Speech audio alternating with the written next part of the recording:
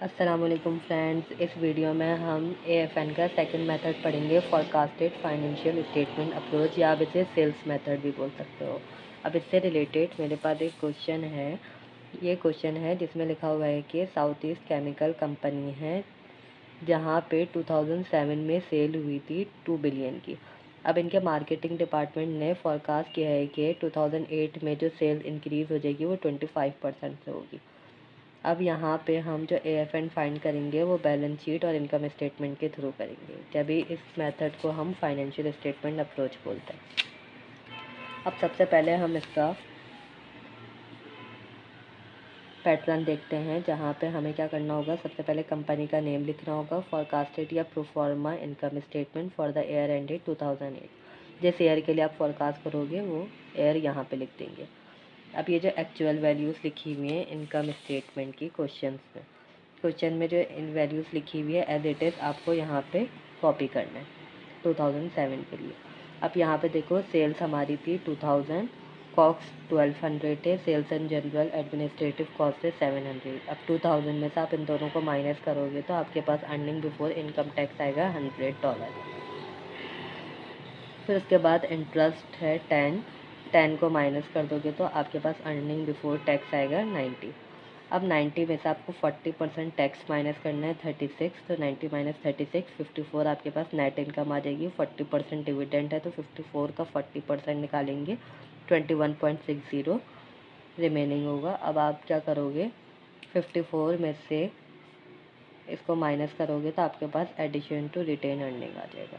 अब हमें क्या करना है, 2008 के लिए जो फॉरकास्टिंग करेंगे। देखो यहाँ क्वेश्चन में लिखा हुआ है कि 2008 में जो सेल्स इंक्रीज हो जाएगी वो 25% से होगी। तो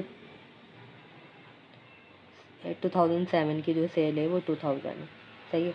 तो 2000 का हम पहले 25% निकालेंगे तो हमारे पास आएगा 500, और 500 को 2000 से प्लस कर देंगे तो हमारे पास सेल आ जाएगी 2008 की। अब इसके बाद हम कॉस्ट ऑफ गुड्स सोल्ड किस तरीके से निकालेंगे। एक मेथड ये है कि हम क्या करेंगे, जो 2007 की जो कॉस्ट ऑफ गुड्स सोल्ड थी वो 1200 ऊपर लिखेंगे, 2007 की जो सेल थी वो 2000 नीचे लिख देंगे डिनोमिनेटर में, और मल्टीप्लाई कर देंगे फॉरकास्टेड सेल से। यह हमारे पास आ जाएगी कॉस्ट ऑफ गुड्स सोल्ड।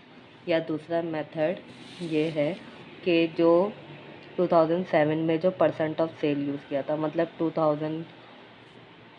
2000 का 60% था 1200, तो इसीलिए यहाँ पे cost of goods sold 60% use किया था। और क्वेश्चन में दिया हुआ है कि जो यहाँ पे परसेंट ऑफ सेल यूज़ किया है वही हम 2008 के लिए यूज़ कर सकते हैं। तो हम क्या कर सकते हैं कि जिस तरीके से 2000 का 60% 1200 था, इसी तरीके से हम इस 1200 का 60% निकाल सकते हैं, तो हमारे पास कॉस्ट ऑफ गुड्स सोल्ड आ जाएगी।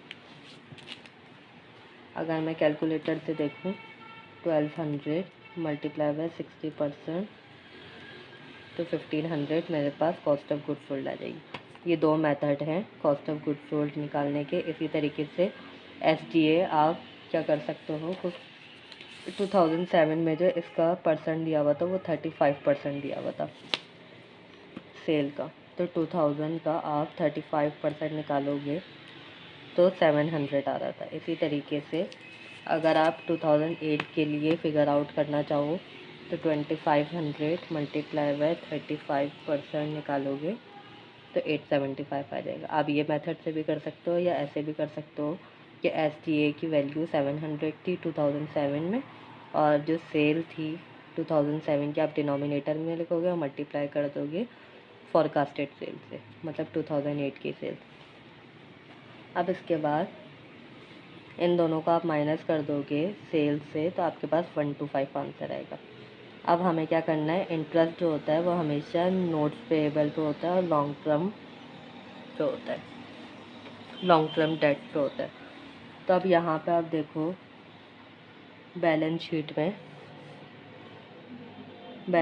में जो नोट्स पेएबल था वो 100 था और लॉन्ग टर्म डेट है 100।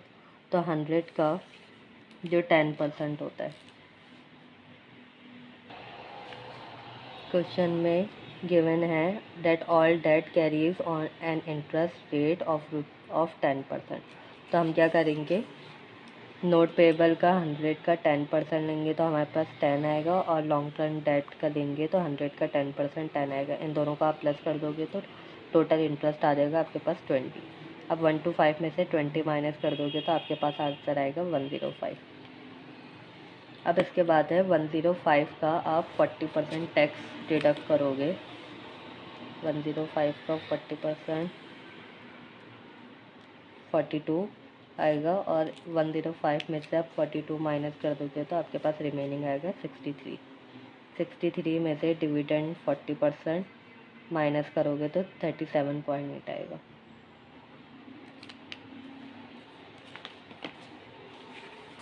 यहाँ पे आप देखो जो पे आउट रेशियो था वो 40% था, इसीलिए यहाँ पे डिविडेंड के लिए जो रेट लिया है वो 40% लिया है।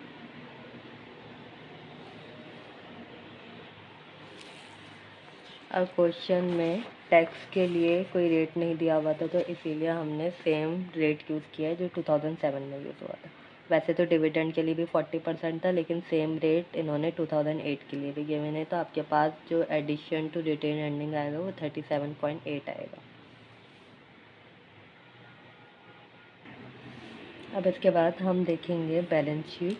बैलेंस शीट के लिए देखो यहाँ क्वेश्चन में लिखा है that each type of asset as well as payables, accruals and fix and variable cost will be the same percent of sales in 2008। तो हमें क्या करना है, जो सेम परसेंट दिया हुआ है यहाँ पे जो रेट दिए हुए हैं वही सेम हमें 2008 के लिए भी यूज़ करना है। तो 2007 की जो बैलेंस शीट है बिल्कुल सेम हमें एज इट इज़ यहाँ पे कॉपी करनी है। एसेट्स हमारे पास दिए हुए थे, कैश एंड सिक्योरिटी दी हुई है 20, account receivable 240, inventories 240, total current asset 500, net fix asset 500 और टोटल एसेट 1000 है। फिर उसके बाद अकाउंट पेबल अक्रूवल्स 100 है, नोट पेबल्स 100 है, total current liability 200, long term date है 100 और कॉमन स्टॉक है 500 और रिटेन अर्निंग है 200। अब हम 2008 के लिए जो फॉरकास्टिंग करेंगे वो किस तरीके से करेंगे। एक मेथड तो यही है कि जो कैश एंड सिक्योरिटीज़ हमारे पास 20 थी और 2007 की सेल मल्टीप्लाई कर देंगे फॉरकास्टेड सेल्स। 2500 दिया हुआ है, बिल्कुल सेम इसी तरीके से करना है। यहाँ पे जो दिया हुआ है एक यहाँ पे भी बिल्कुल वैसे ही करना है। बस अगर आप एक इस तरीके से भी कर सकते हो और दूसरा ये कि हमारे पास यहाँ पे रेट गिवन है तो आप यही रेट यूज़ कर सकते हो। परसेंट ऑफ सेल दिया हुआ है तो आप क्या करोगे, 2500 का 1% यूज़ करना है। 2008 की सेल है 2500, मल्टीप्लाई बाय 1% करोगे तो 250 आएगा। फिर उसके बाद आप 240 का 12% निकालोगे तो 300 आएगा। 240 का 12% निकालोगे तो 300 आएगा। इन सबको प्लस कर दोगे तो 625 आंसर आएगा।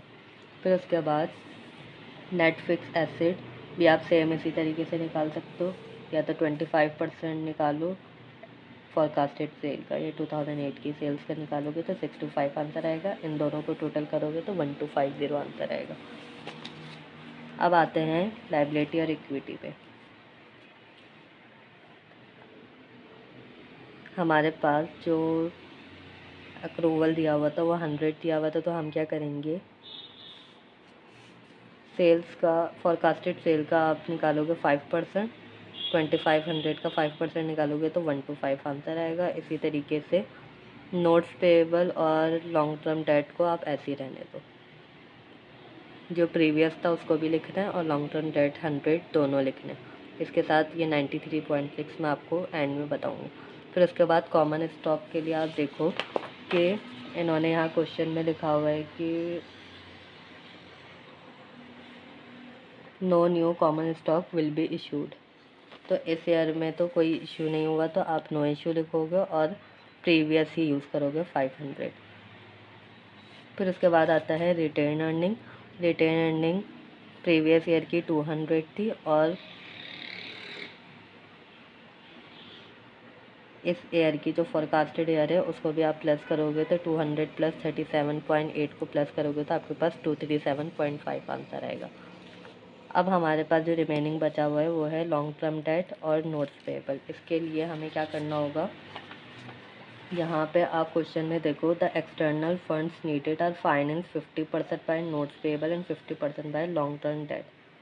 तो हमें क्या करना है, हमें इन दोनों की वैल्यूज़ कैसे पता चलेंगे, हमारे पास तो इसका कोई रेट भी नहीं दिया हुआ। तो हम क्या करेंगे, ये 1 to 5 लिखेंगे प्लस ये 100 तो आएगा, फिर उसके बाद ये वाला 100 प्लस 100 और ये 500 और ये दोनों भी ऐड होंगे, 200 प्लस 37.8। हमारे पास आंसर आ रहा है 1062.8।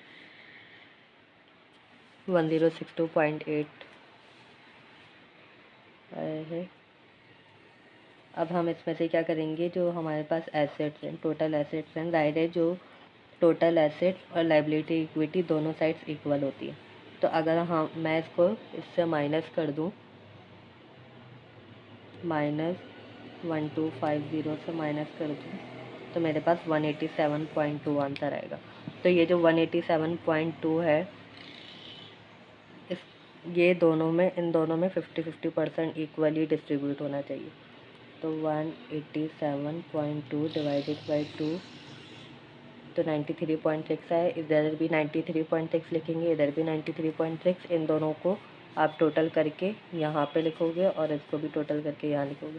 तो इस तरीके से एसेट साइड और लाइबिलिटी इक्विटी साइड दोनों इक्वल हो जाएगी और 50-50 इन दोनों का कंट्रीब्यूशन भी हो जाएगा। तो इस पूरे क्वेश्चन को सॉल्व करने का पर्पस यही था कि हमें AFN फिगर आउट करना है। तो AFN हम इस मेथड में किस तरीके से फिगर आउट करेंगे, हम सबसे पहले लिखेंगे रिक्वायर्ड एसेट फॉरकास्टेड ईयर। तो फॉरकास्टेड ईयर का जो टोटल एसेट है वो है 1250। तो यहाँ पे हमने 1250 लिखा। फिर उसके बाद हमें अकाउंट पेबल और अक्रूवल फॉरकास्टेड ईयर के माइनस करने। तो हमने यहाँ लिखा है फॉरकास्टेड ईयर का अक्रूवल और अकाउंट पेबल है 125। नोट्स पेबल प्रेजेंट ईयर के, नोट्स पेबल प्रेजेंट ईयर का है 100। ये 2007 का जो प्रेजेंट ईयर है वो है 100। तो यहाँ हमने 100 लिखा है। इसी तरीके से लॉन्ग टर्म डेट हमारे पास 100 था प्रेजेंट ईयर का, तो हमने 100 लिखा है। कॉमन स्टॉक फॉरकास्टेड ईयर के और सेम ईयर के दोनों के 500 ही हैं, क्योंकि इस ईयर में तो इशू ही नहीं हुआ, तो 500 लिखे। फिर रिटेन अर्निंग फॉरकास्टेड ईयर का 237.5 है, तो यहाँ हमने लिख दिया 237.5। अब हम क्या करेंगे, ये जो रिक्वायर्ड एसेट्स हैं इस पे से इन सबको माइनस कर देंगे। 1250 माइनस, और इन सबको पहले प्लस कर देती हूँ, प्लस 700 प्लस 237.5। तो हमारे पास आंसर आ जाएगा 187.2। इसका मतलब हमें एक्सटर्नल फ़ंड की जो ज़रूरत है वो इतनी है ताकि हम अपनी सेल्स को मैक्सिमम इंक्रीज़ कर सकें। That's it.